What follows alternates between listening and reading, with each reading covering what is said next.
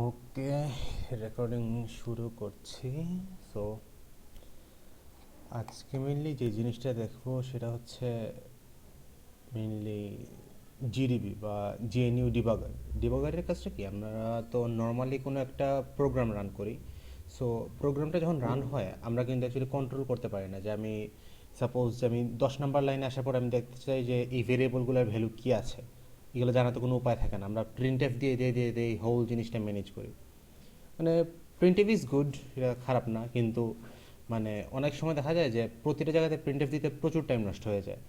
So এই জন্য মানে এটা খুবই ভালো একটা অপশন, মানে ডিবাগার ইউজ করা। ডিবাগার ডাইরেক্টলি সেটা মানে আমাদের পুরো কোডের ফ্লোটাকে কন্ট্রোল করতে দেয় এবং দেখতে দেয় এই মুহূর্তে আমার কোন কোন ভ্যালুতে কী কী আছে। ওকে, লেটস স্টার্ট। আমি অলরেডি একটা কোড কপি করে রাখছি। সো এখানে কয়েকটা বাটন আছে। আগে ইয়ে করি, এটা মেনলি দেখতে এরকম। ওকে, এখানে আমি ল্যাঙ্গুয়েজ সিলেক্ট করতে পারবো উপরের ডান দিকে। আমি এটা ল্যাঙ্গুয়েজটা সিলেক্ট করে নিলাম, যেমন C++14। ওখানে যে বিউটিফাই একটা বাটন আছে, এটা আই থিঙ্ক হোল জিনিসটা জাস্ট ফরম্যাট করে নেয়। দেখি দিয়ে কী করলো এটা। ও শিট, ইট লুকস ব্যাড। এর চেয়ে আমার আগেরটাই বেটার ছিল। ওকে, সো লেটস স্টার্ট আমাদের এটা নিয়ে। এখানে সেভ করার একটা বাটন আছে, শেয়ার করার বাটন আছে, একদম ডাইরেক্টলি জাস্ট রান করার একটা বাটন আছে, আর ডিবাগ একটা বাটন আছে। আমরা মেইনলি আমাদের কাজে লাগবে ডিবাগ বাটনটা, বাট আমি তাও একবার রান করে দেখাই। জাস্ট কোডটাকে সাপোজ আমি সেভ দিলাম। ও সেভ করতে অ্যাকাউন্ট লাগে, আমি একটা অ্যাকাউন্ট খুলে ফেলি।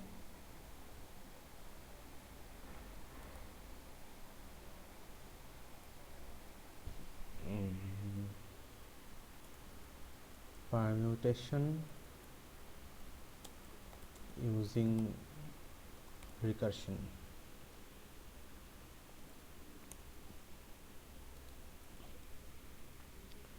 ওকে, আমি জাস্ট নর্মালি রান দিলাম।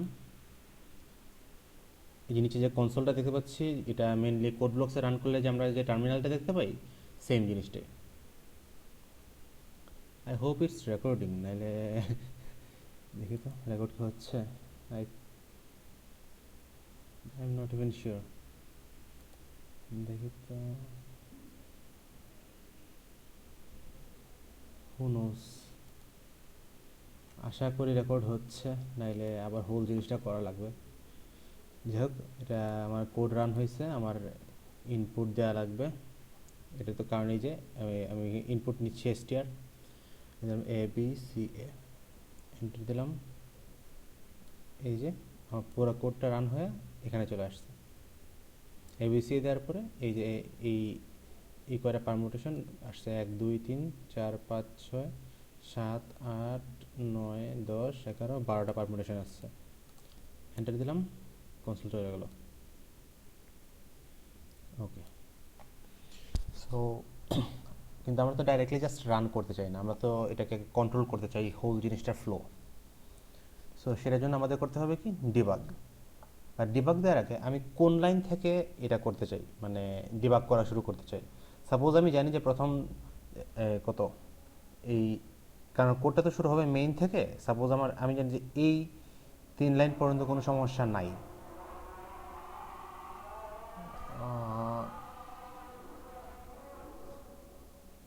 আই হোপ আমার কথা শোনা যাচ্ছে। সো তখন তো আমি চাইবো যে মানে অ্যাকচুয়ালি জাস্ট এই লাইনটা থেকে মানে ডিবাগ করা শুরু করতে, কারণ আমার আগের লাইনগুলো না জানলেও চলবে। সো ডিবাগ করার জন্য বেশ কিছু আমরা মানে পয়েন্ট আছে যেখানে আমার কোডটা এক্সিকিউশন থেমে যাবে। কোড রান হচ্ছে এই জায়গাতে এসে এক্সিকিউশনটা থামবে, সেগুলোকে বলে ব্রেক পয়েন্ট। সো সাপোজ আমি ব্রেক পয়েন্ট কোথায় দেবো, এখানে একটা ব্রেক পয়েন্ট দিলাম। তারপর কোডটা যদি আমি চলতে থাকে এখানে আসা মাত্রই থেমে যাবে। তারপরে সাপোজ আমার এই মেথডটা শুরু হলে আমি একটা ব্রেক পয়েন্ট দিলাম।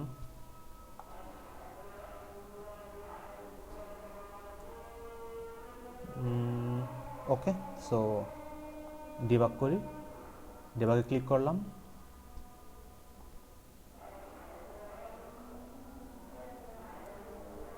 কম্পাইল হচ্ছে। ওকে, কিন্তু ডিবাগটা কিন্তু এখনও শুরু হয়নি। এই যেখানে start, pause, continue, step over, step into, step out, এই বেশ অনেক কিছু আছে। ওকে, সো আমি একটু ব্রিফ চাই। ব্রিফটা হলো যে স্টার্ট দিলে আমার এখন ডিবাগ করা শুরু হবে, পজ তো পজ, ডিবাগ পজ হবে, কন্টিনিউ, পজ করার পরে আবার কন্টিনিউ হবে। মেইনলি আমরা ইউজ করব স্টেপ ওভার আর স্টেপ ইনটু। আমরা সাপোজ কোড রান হচ্ছে, আমি এই লাইনটাতে আসলাম, 31 নম্বর লাইনে আসলাম, বা হ্যাঁ আচ্ছা 31 নম্বর লাইনে আছে। আমি যদি স্টেপ ওভার দিই তাহলে সে এই লাইনটাকে এক্সিকিউট করবে এবং সে 32 নম্বর লাইনে চলে যাবে। কিন্তু আমি যদি স্টেপ ইনটু দিই তাহলে এটা এক্সিকিউট করার আগে সে এই যে এখানে যে একটা মেথডকে কল করা হচ্ছে, একটা ফাংশন কল হচ্ছে, এই ফাংশনের ভিতরে ঢুকবে, সাইজ ফাংশনটাতে ঢুকে যাবে।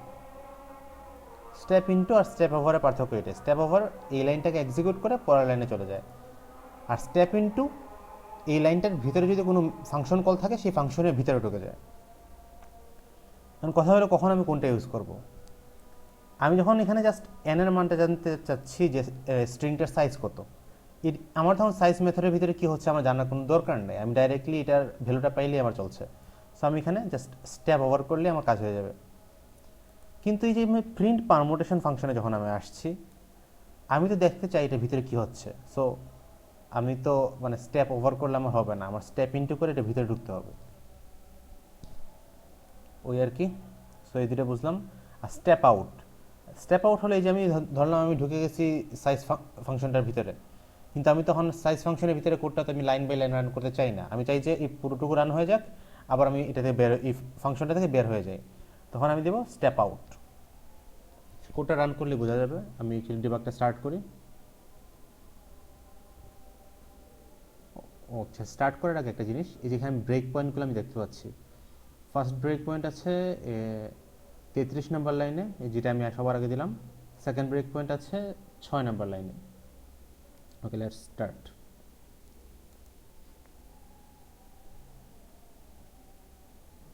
ওকে, স্টার্ট হয়েছে। ফার্স্টের লাইনটা রান 29 নম্বর লাইনে রান হয়েছে, 30 নম্বর লাইনে এখন সে ইনপুট চাচ্ছে, ইনপুটের জন্য সে আমারটা ওয়েট করতেছে। আমি ইনপুট দিলাম এ বি সি এ, দিলাম এন্টার। সে অলরেডি 30 নম্বর লাইনটাতে আমি ইনপুট দিলাম, 31 নম্বর লাইনটা সে অটোমেটিক রান করে ফেলছে, 32 নম্বর লাইনটা সে অটোমেটিক রান করছে। যেহেতু আমার কোনো ব্রেক পয়েন্ট ছিল না, তখন তারা সে থামে নাই লাইন বাই লাইন। এবং এটুকু চলার পরে আমি যখন 33 নম্বর লাইনে আসলাম, এটা কিন্তু ইম্পর্ট্যান্ট, আমি 33 নম্বর লাইনে আসছি, বাট আমি কিন্তু 33 নম্বর লাইনটা রান করি না এখনও। রান করার আগ মুহূর্তে আমি 33 নম্বর লাইনে আছি। সো এই মুহূর্তে আমার এসটিআর এর ভ্যালু এ বি সি, আমি ইনপুট দিয়েছিলাম কি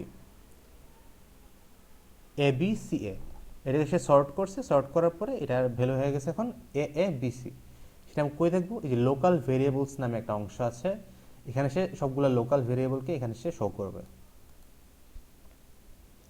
আমরা যদি এখানে এই যে এন একটা লোকাল ভেরিয়েবল ছিল, যেটার ভ্যালু ছিল কত, এটার ভ্যালু ছিল মানে আমার স্ট্রিংটার সাইজ, মানে এটা 4, এন এর মান 4 আমি দেখতে পাচ্ছি।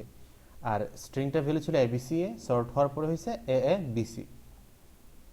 ওকে, এখন কিন্তু কোডটা এই যখন 33 নম্বর লাইনে আসলো, এই লাইনটাকে সে রান না করেই সে থেমে গেছে, কারণ আমি এখানে একটা ব্রেক পয়েন্ট দিয়ে রাখছি। আমি এখন যদি স্টেপ ওভার দিই, সেই ফাংশনটাকে রান করে ফেলবে, রান করে পরের লাইনে যাবে, মানে 34 নম্বর লাইনে যাবে। আর স্টেপ ইনটু দিলে সেইটা ফাংশনটার ভিতরে ঢুকে যাবে, প্রিন্ট পারমুটেশনের ভিতরে ঢুকবে। কিন্তু এই ক্ষেত্রে একটু কেসটা মানে এটা হওয়ার কথা ছিল, বাট এখানে কেসটা একটু ডিফারেন্ট।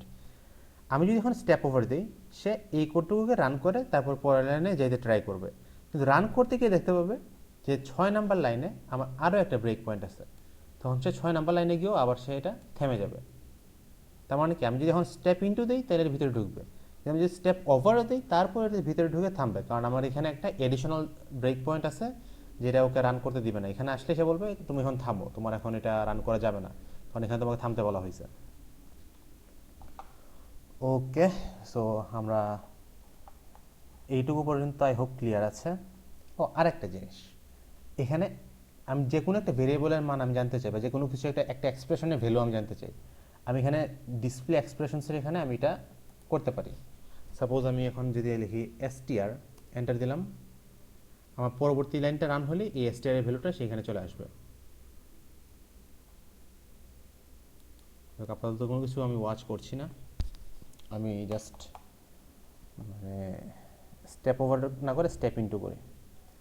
স্টেপ ইনটু করলাম, সে কই যাবে 6 নাম্বার লাইনে, কারণ এই ফাংশনটা শুরু হলে শুরু হবে 6 নাম্বার লাইনে।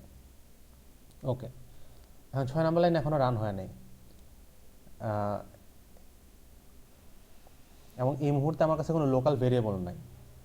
এখন আমাদের কাছে কি আছে, জাস্ট এই ফাংশন প্যারামিটারগুলো STR, STR BEG, STR END, actually string এর বিগিনিং আর স্ট্রিং এর এন্ড, মানে ইন্ডেক্স দুইটা। সো আমি সাপোজ, যেহেতু এই দুইটা লোকাল ভেরিয়েবল না, মানে এটা ফাংশনের প্যারামিটার, তাই আমি এগুলো তো আমার ওয়াচ না করলে হবে না, আমার তো এটা জানতে হবে এটা আমি এগুলোর ভ্যালু কি। STR, STR BEG, STR END. এখনও যেহেতু কোডটা রান হচ্ছে না, কোডটা যেহেতু থেমে আছে, তাই এটা কোনো ভ্যালু দেখাচ্ছে না। রান হওয়া শুরু হলে ভ্যালু দেখানো শুরু হবে। ওকে, স্টেপ ওভার। আমার এসটিআর বিইজি আর এসটিআর ইএনডি সমান কিনা, আমার কত ছিল 0 আর n-1। 0 ছিল 0 তো 0ই, আর n-1 হলো মানে 4 থেকে গেলে 3, 0 তো সমান না, তাই সে ভিতরে ঢুকবে না, সে চলে যাবে 8 নাম্বার লাইনে। সমান হলে সে যেতে 7 নাম্বার লাইনে। ওকে, স্টেপ ওভার। এই যে 7 নাম্বার লাইনে গেছে, গিয়ে সে এলসের ভিতরে ঢুকে গেছে, এবং এই যে আমি দেখতে পাইতেছি এসটিআর এর ভ্যালু, এসটিআর বিইজির ভ্যালু, এসটিআর ইএনডির ভ্যালু। এখানে যদি আমি অন্য কোনো প্যারামিটার দিতাম সেটাও দেখা যেত। আমি যদি লিখতাম এসটিআর ডট সাইজ, এটাও দেখা যাবে, at least I hope so.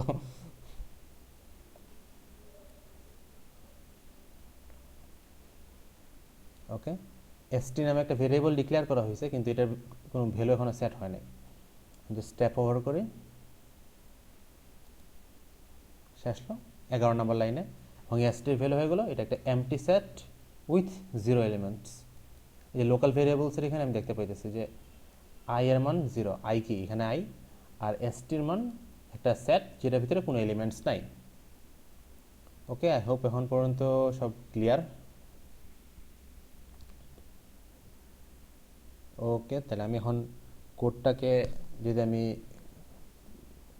Continue করি, আমি একটাকে পুরোপুরি ভুল বলছি। কন্টিনিউ করলে অ্যাকচুয়ালি পজ থেকে কন্টিনিউ হয় না, কন্টিনিউ করলে আমার নর্মালি কি, আমার কোড তো এক মানে লাইনের পর লাইন চলার কথা, প্রতি লাইনে তো থামার কথা না, ব্রেক পয়েন্ট থাকলে এটা থেমে যায়। আমি যদি কন্টিনিউ করি তাহলে আবার ফুল স্পিডে আবার রান শুরু হয়ে যাবে, আবার কোনো ব্রেক পয়েন্ট পাইলে তাহলে থামবে। আমি সাপোজ কন্টিনিউ দিলাম, আবার 6 না, এটা রিকারশন করার মাধ্যমে আবার এখানে গেছে, তাই সে আবার থামছে। আবার কন্টিনিউ দিলাম, আবার সে রিকারশন কল হয়ে থামছে। আবার কন্টিনিউ দিলাম, আবার সে রিকারশন কল হয়ে থামছে। কন্টিনিউ, এই যে আবার থামছে। স্টেপ ওভার, স্টেপ ওভার, এবার নামতেছি নামতেছি নামতেছি, যেতেছি যেতেছি, এই যে এই জিনিসটা এখন হইতেছে। কন্টিনিউ দিলাম, বেশ কয়েকবার কন্টিনিউ দেওয়া লাগতে পারে। এখন সাপোজ আমি এখন চাচ্ছি না ব্রেক পয়েন্ট রাখতে, কন্টিনিউ দিলাম, পুরো হিসাব হয়ে গেছে, সে 33 নাম্বার লাইন এর পুরোটা কাজ করে সে ফাইনালি চলে আসছে। ফাইনালি এসে রিটার্ন 0, এবং সে অলরেডি এই যে যেসব আউটপুটগুলো আমার জেনারেট করার কথা ছিল সবগুলো সে জেনারেট করতেছে। ওকে, এখন পর্যন্ত বেসিক কনসেপ্টগুলো হয়ে গেছে। এখন আবার একটা জিনিস বাকি আছে, সেটা হলো গিয়া কল স্ট্যাক। আমরা লোকাল ভেরিয়েবলগুলো কই দেখা যাবে জানি, আমরা যে কোনো এক্সপ্রেশনের ওয়াচ করতে পারবো, মানে এই ভেরিয়েবলটার মান কত আমি এটা ওয়াচ করতে পারবো। আর এইটুকু আমার জানা হয়ে গেছে, ব্রেক পয়েন্টটা কই থাকে এটা জানি, আমরা কিভাবে এটাকে কন্ট্রোল করতে হয় সেটাও জানি। আমরা যেটা জানি না এটা হচ্ছে কল স্ট্যাক জিনিসটা কি। ওকে, কল স্ট্যাকটা কি আমরা আবার বুঝি। আবার সাপোজ আমরা আবার স্টার্ট করি, আবার প্রোগ্রাম স্টার্ট হয়েছে, oh sorry, program is not being debugged, আবার ডিবাগ দিলাম।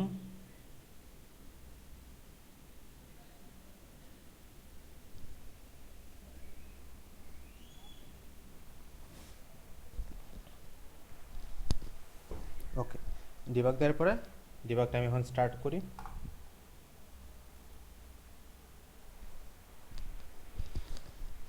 আচ্ছা, কাজ করি, এটা পজ করি, পজ করে এটা স্টপ করি। আমরা ব্রেক পয়েন্টটা তো 33 নম্বর লাইনে দিছি না, আমরা করি ব্রেক পয়েন্টটা দিই 29 নম্বর লাইনে, একদম কোড রান হওয়ার শুরুতেই, আর একটা 6 নম্বর লাইনে যখন হিসাব প্রিন্ট পারমুটেশনে ঢুকবে। এখানে ব্রেক পয়েন্টটা আচ্ছা থাক, সমস্যা নেই। আবার দিলাম ডিবাগ। মাই গড, আকাশের কালারটা একটু উইয়ার্ড কেন আজকে, মানে মরা বেগুনি কালার নিয়ে গেছে। আচ্ছা ওকে, লেটস স্টার্ট। ডিবাগ দিছি, দিলাম ডিবাগ স্টার্ট। এই যে একদম ফার্স্ট লাইনে আসছে, যে এসটিআর এখনও এসটিআর এই লাইনটা ডিক্লেয়ার করা হয় নাই, তাই এসটিআর এর এখন কোনো ভ্যালু নাই, লিটারালি একটা গার্বেজ ভ্যালু দিয়ে ভর্তি। আমি স্টেপ ওভার করলাম, এসটিআর হয়ে গেল একটা এমটি স্ট্রিং।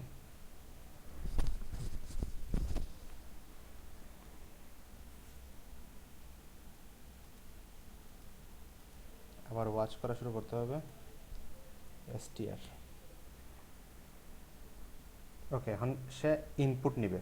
আমি যদি স্টেপ ওভার দিই, আমার কি 30 নম্বর লাইন থেকে 31 নম্বর লাইনে চলে যাওয়ার কথা, কিন্তু 30 নম্বর লাইন থেকে তো চাইলে 31 নম্বর লাইনে যেতে পারবে না, তার তো কি আমার থেকে একটা ইনপুট নেওয়া লাগবে। সো যখন আমি স্টেপ ওভার দিলাম, তখন সে ইনপুট নেওয়ার জন্য ওয়েট করতেছে, সে এখনও 31 নম্বর লাইনে যেতে পারতেছে না। আমি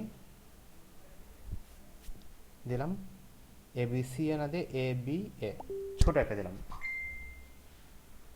ছোটো একটা দেওয়ার পর আমি এটাকে এন্টার দিলাম, এটা চলে আসলো 31 নম্বর লাইনে।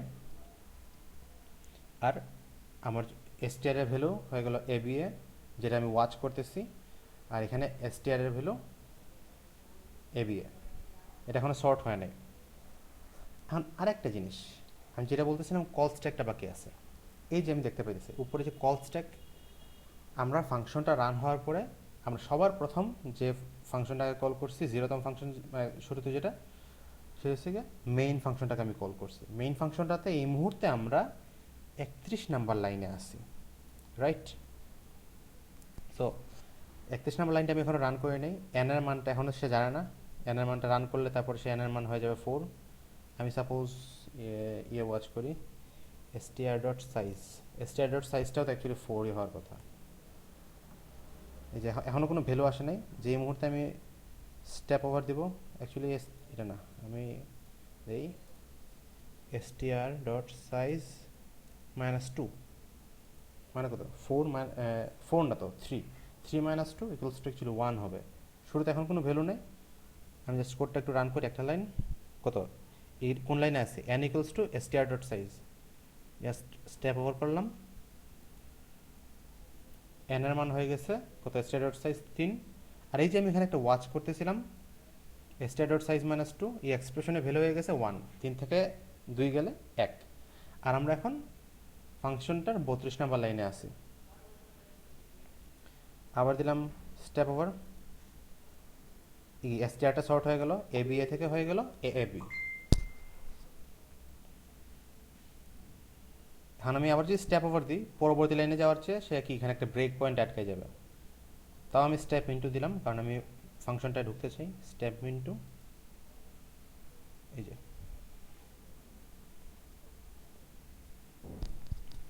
আমি চলে আসছি মানে প্রিন্ট পারমুটেশন ফাংশনটার মধ্যে।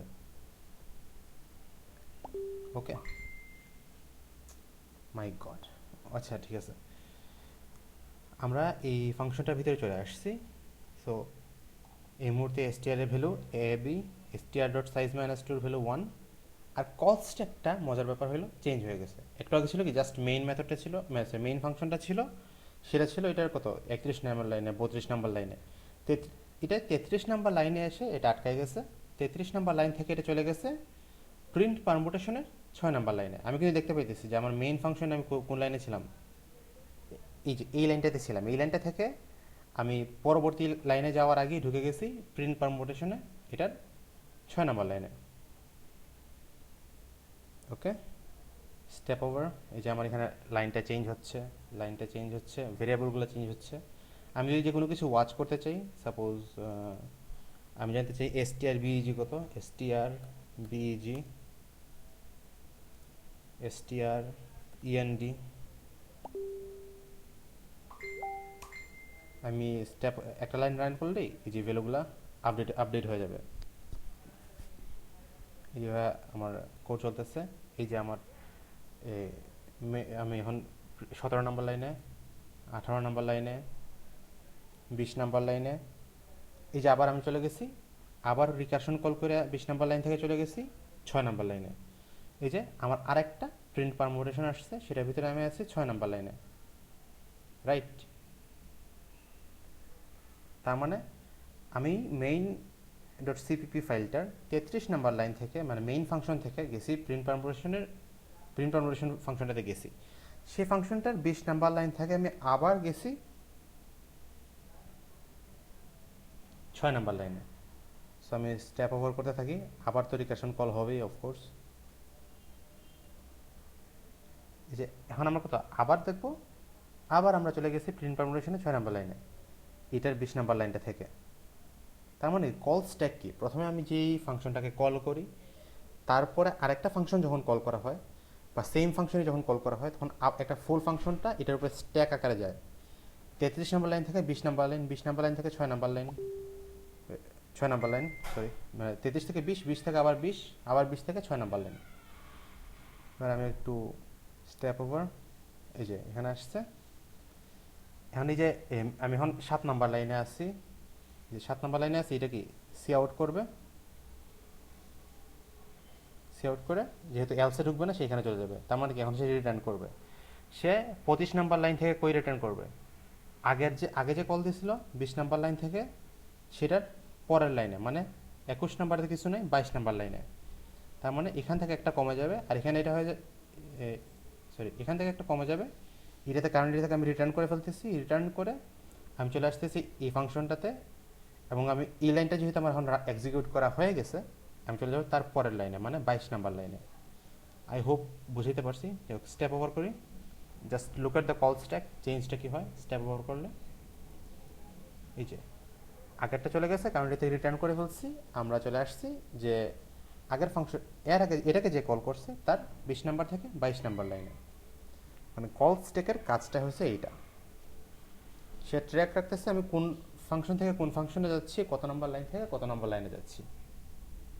তো আমি কয়েকবার কন্টিনিউ করে, আচ্ছা আমি ব্রেক পয়েন্টগুলো তুলে দিই, তাহলে আমার জন্য জাস্ট কন্টিনিউ দিলে পুরোটা রান হয়ে এক্সিট হয়ে যাবে। ওকে, হোল থিং ইজ ডান। ডিবাগারে যা দেখানোর ছিল দেখাই ফেলছি। ওকে, দেখি নেক্সট ভিডিওটাতে ট্রাই করবো জিনিসটা একটু এক্সপ্লেন করতে, কোডটাতে অ্যাকচুয়ালি কী হচ্ছে আর কি।